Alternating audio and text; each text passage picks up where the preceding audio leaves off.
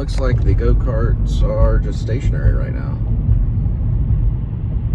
And they do have some mini golf going on at the Rockwood. And it looks like we got a full moon going on right now.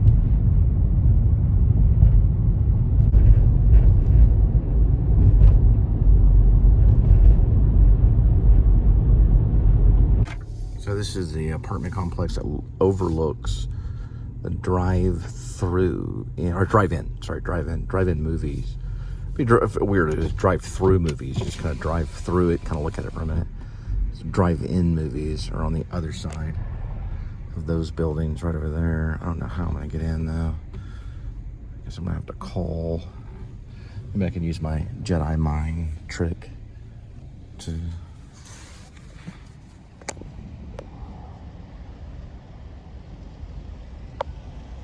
Trying to see if...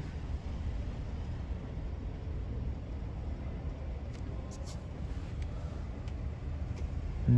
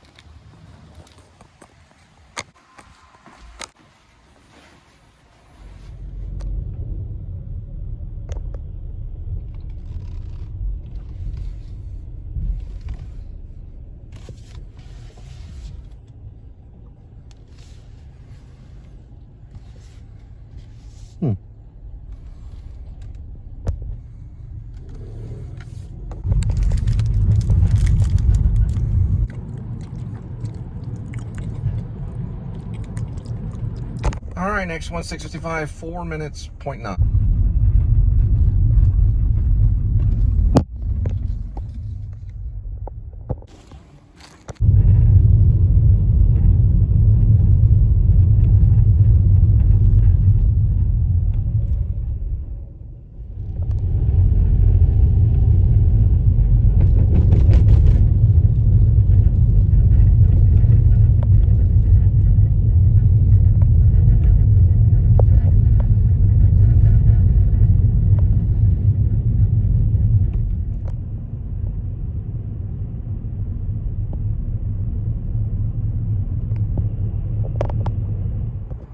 All right, 7:34, 1 minute, 0.5 miles.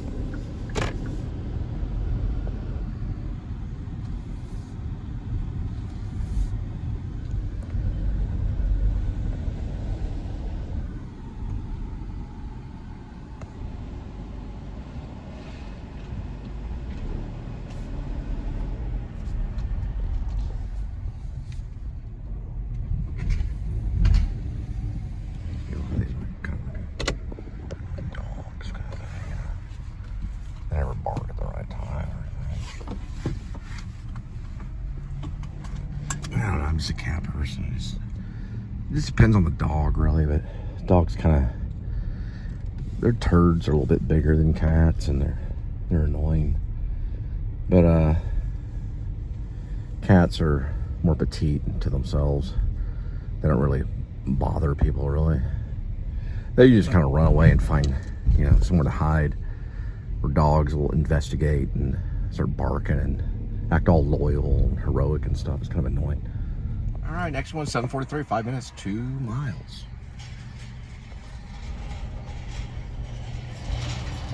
Yeah, so I see, the first part of this futuristic assassin love story. Maybe like a song, kind of like Shadow Plays playing or something, and it's got timed out to all these different, like futuristic assassination. Kind of Logan's, a little bit like Logan's Run, maybe not really, but maybe more kind of the future's more kind of like how it is today, but there's more like Elon Musk cars. The cars are more kind of slick and stuff. Kind of like Minority Report, and it was like kind of like today. The cars drove themselves, but And this one, that the car doesn't necessarily drive itself. It can, but you can also like take over the controls, and it can fly and then land, and kind of like Blade Runner a little bit. And then yeah, Blade Runner is actually a good example. And then but it's kind of a comedy a little bit. It's kind of funny. And the guy, you know, he finally meets the chick, and he's obviously like a library, which is wrong. You know, it's like a real futuristic, big atrium library, all these escalators and all this kind of craziness. And he's obviously at the wrong address, you know, and it's got the wrong, probably like a female political figure or something she was supposed to be. She was just like a student or something. And then he decides not to kill her because she's kind of pretty. So then he starts talking to her, but he still kind of wants to find out if it's her or not, you know, because, and they actually, like, by coincidence have the same name, you know, like the same first name, let's say, not the same last name. So once he gets her to the date, he asks her the, you know, the last name. He gets the last name out of her, and she tells him, and then he realizes it's not. Well, first, he kind of explains to her later, I guess, after she's the wrong one, because he's already killed like 3 or 4 wrong people, you know, like people that were on the, you know, that looked similar to the subjects that were supposed to be assassinated, and he'd already made, you know, too many mistakes, and they were going to give him one more shot, and then he finds out that she's completely someone else. Maybe later on or something, you know, maybe their names. Maybe their name in the future, they have like a number or something. The number is similar rather than a name or something. They have a name, but they also go by a number. And he's more concerned about that because people can change their names because of social media. Like, everyone changes their names all the time. And anyway, he eventually, sometime in the story, learns that she wasn't supposed to be the one that was assassinated. She was just like this innocent kind of bystander. But he thought she was supposed to, and then he turned against agency to help her, and to help her escape whoever it is that's trying to kill her. And it goes into like kind of like a Bodyguard. If you've ever seen the movie Bodyguard, I've not seen the movie Bodyguard with Whitney Houston and Kevin Costner, but it's kind of like a little bit like a love story kind of thing. But it starts off, it's kind of a little bit funny, you know, because he's kind of a sloppy, kind of like a slow horse assassin kind of thing. He works for like an agency kind of thing. And you think that he works for like a restaurant, you know, because that's their cover. And then they usually like show up to do like a delivery, that kind of thing. It'd be a cool movie. Futuristic assassin love story. And so since it's set in the future, there could be kind of like weird kind of desert region areas and like remote jungle kind of thing, and just all kinds of like maybe a snowy sequence, you know.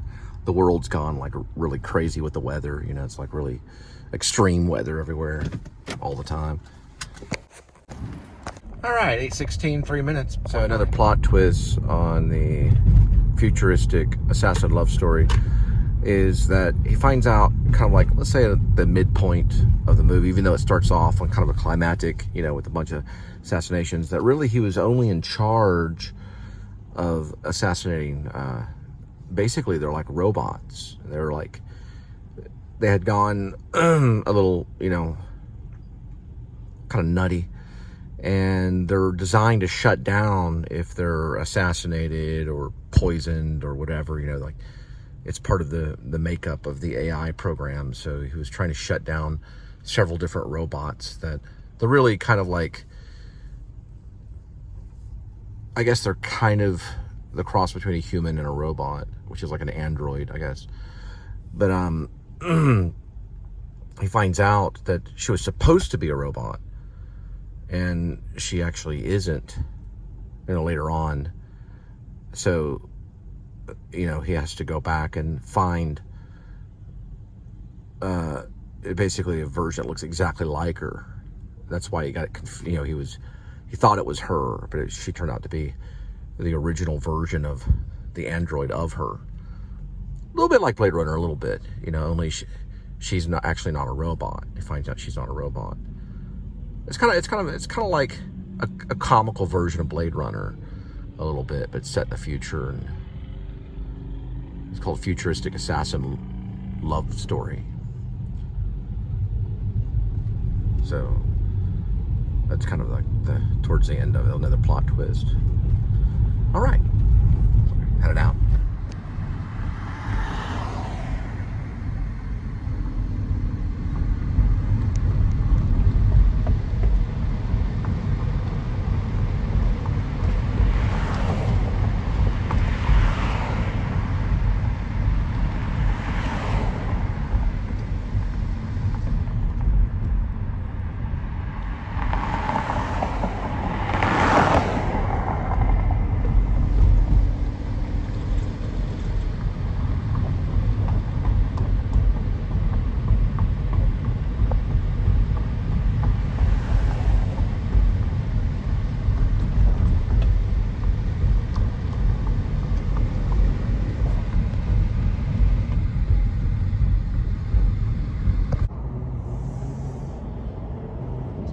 So my futuristic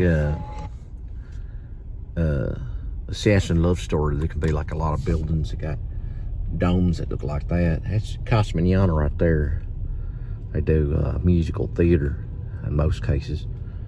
Sometimes they bring in a story called Tuna Christmas, and was one they like to bring in Tuna Christmas here, and it's Tuna something.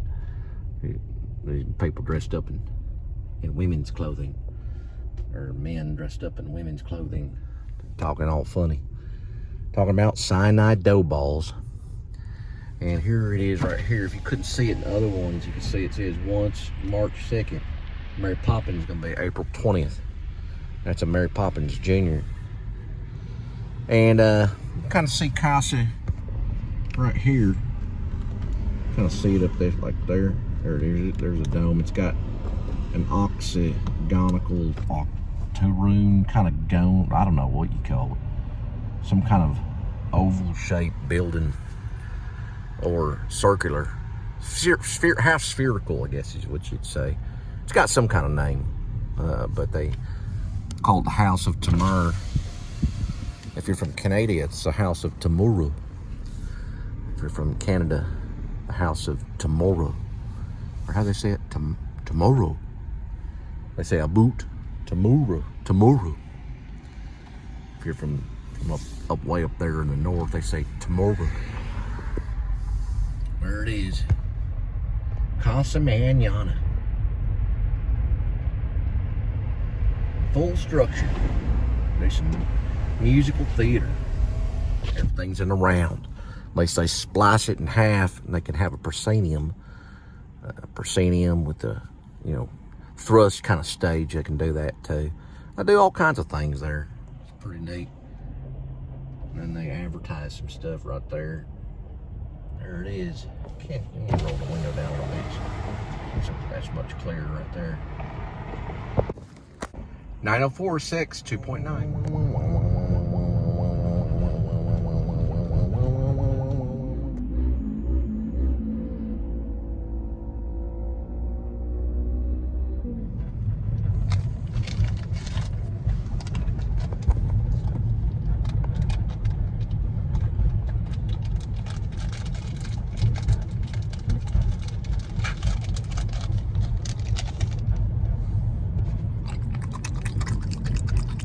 So some backstory on the love interest in futuristic assassin love story. So she was raised by robots. So she actually thought she was a robot, but she wasn't going to tell him.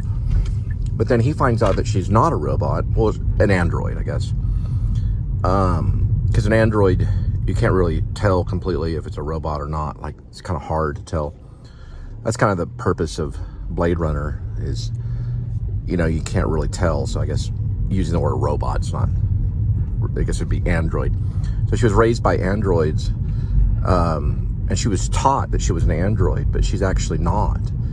And then he was supposed to kill her, but he finds out that she's actually a person, like a human being, not an android.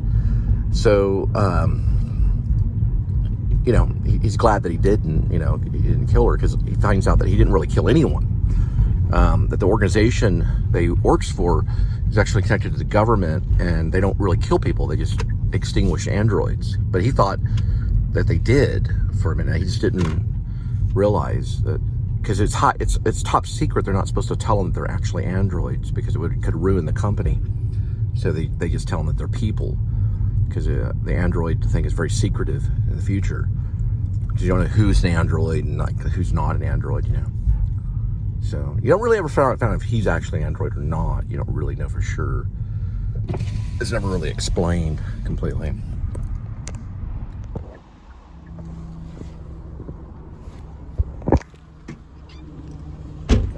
Now, when I used to work at the bank, I was compared to Steve Carell. A lot of people compared me to him, the 40-year-old virgin guy, also in The Office, or the American version of The Office. And, you know, it didn't really bother me that much. You know, he's a halfway decent dude. But where I'm at now, someone said I reminded them of Rick Moranis from Ghostbusters and Honey, I Shrunk the Kids. It kind of was like, could have been the glasses I was wearing. I don't really think I talk like the guy. Strangely enough, the guy that I just dropped the Italian food off, he actually sounded like him a little bit. But I don't agree with that at all, you know. Anyway. Switched over to obscure alternative new wave mix with cross between Joy Division, switching over to New Order, to something that sounded like maybe the Psychedelic Furs. I couldn't really tell. It's like all these lights look like first responder lights, but it's just like a, I don't know, GMC, or I don't know what that is back there. It's some kind of, I don't know, some kind of SUV looking thing. But anyway, yeah, so, yeah, it's like an alternative mix. A couple of good Joy Division songs that switched over to a New Order song, which I thought was appropriate. I didn't recognize the New Order song, and something about working and coming up with something. I don't know. I couldn't really understand the lyrics. I mean, I could understand the lyrics. I could understand the diction. I just didn't know why he was singing about that. The guy's a complete fruit, but they're from California. But maybe he's, I don't know, maybe he's not. Bernard Herrmann, or no, I'm sorry, Bernard Sumner. Yeah, he probably reads Bernard Herrmann, but Bernard Sumner is his name. No, his name is Bernard Sumner. That's right. That's not even Bernard. It's Bernard Sumner. I don't know. Anyway, it was a New Order thing, and it switched over to, I don't know, it sounded like the Psychedelic Furs, but I couldn't really tell. And then they just kept kind of advancing. It sounded almost like the Talking Heads for a minute, but I knew it wasn't, because it was an alternative mix, because they're not necessarily in the same category as European post-punk. You know, I guess you could call it electric music or electro. I don't even know. Electronic. Yeah, electronic. I don't even know what they call it anymore, really. Like, post-punk is something that falls into. Joy Division definitely started off as post-punk, but they went into goth. New Order was more kind of a club music kind of thing. I don't really know what genre they would really be. Art rock, I guess, maybe you might could say that, or post-punk. Or it's really hard to say without, you know, argument. But I don't know. I keep skipping over to the next one, because I'm only in the mood to listen to like number one hits. Oh, what the heck was that? Like, I'm only in the mood to listen to like number one hits, you know. I mean, I don't really mind listening to some of these obscure songs, you know. It just kind of, I feel like it's kind of wasting time. If it doesn't like really move you emotionally, like, why even listen to it, you know? The Smiths, I guess that's kind of why I was a Smiths fan when I was younger. It's because like every single song was at least a song that had emotional commitment. Even though when I go back and listen to it now, I'm like surprised I'd even listen to it at all, you know. But they're not bad. The Smiths aren't bad. It's just, you listen to it so many times, it kind of burns into you in a weird way. Although some of the songs are nice to listen to again, you know, like This Night Has Opened My Eyes, and I don't know, maybe like an off version of How Soon Is Now or something. But, and then, you know, like Morrissey, I kind of stop at Kill Uncle, you know, and I don't go really further than Kill Uncle. You know, I didn't really go further than that. I kind of cut off and started listening to other stuff for a while. And I don't know, I'm not really ashamed that I was a Smiths fan. I would say I like the Smiths, you know. They just became kind of, you know, people started knowing about them, you know. I'm like talking about them, and they're all over YouTube. kind of bugs me, because like when I listened to them, I thought I was like really the only one listening to them, but really they were actually quite the phenomenon. They were kind of a big deal. And they got, they got some good songs. Johnny Marr was quite the guitar player. I mean, they're not bad by far. They're not a bad band, but I don't think they're as good as Joy Division. I really don't. I do think now that I've gotten older, I probably regretted that I wasn't a bigger Joy Division fan when I was younger. People thought I was, effeminate or something like that, and I came off as Metro, but I was certainly not. I was straight as an arrow. Really, I just didn't want to be like other people. So I could have easily become a punk. I wasn't a punk though. I wasn't really truly punk. I was more new wave. I did kind of fall a little bit into the punk scene, a little bit, but I wasn't like a true punk. I wasn't like a skinhead or anything. I wasn't like a diehard Fugazi fan, although I did like Fugazi, but I wasn't like a diehard Ramones fan or anything like that. And like, rarely would I ever go to even like a punk show, but I did go and see Fugazi, and I did see a few punk bands at Lollapalooza and stuff, and I wasn't really into grunge that much too. The grunge scene kind of didn't bother me. I just didn't really feel like I fit into the grunge scene completely. I felt like an outsider. But I did feel like I felt in the goth scene. I did actually connect with a lot of goth people and understood, goth and everything like that. I wasn't against gothic rock. And I did like being around punks. I thought punks were cool, if they were like true punks and they weren't like, really into the Sex Pistols or something. Like, nobody was really into the Sex Pistols. That didn't make someone punk. That was too trendy. You were into like obscure bands like Bad Brains or like the Ramones maybe, or Social Distortion or something like that. And I didn't mind being around them, but I identified with the goth crowd. Although now I don't try to dress goth or anything like that, but I still enjoy Joy Division quite a bit. I personally felt like American punks were always kind of borrowing from where punk came from, and there's people will say, punk, came from England or whatever, and then other people argue that it was a New York City, New York Dolls kind of thing, and there'll be back and forth argument like, where did punk come from? But I never really completely understood the punks 100%, but then again, anarchy and all that kind of stuff seemed like a means to an end that would result in just complete destruction, and it was like there was no future, and it was kind of, I went against it. It just wasn't a very organized kind of thing, where goth, it seemed to be like kind of an eternal, morseful thing. So when Smashing Pumpkins came about, it was very easy to identify, and it became very popular because Smashing Pumpkins were followed by the goth crowd, even though I don't really know if they're exactly completely goth. I guess they kind of are in a way. All right, 9:47, 8 minutes, 2.9.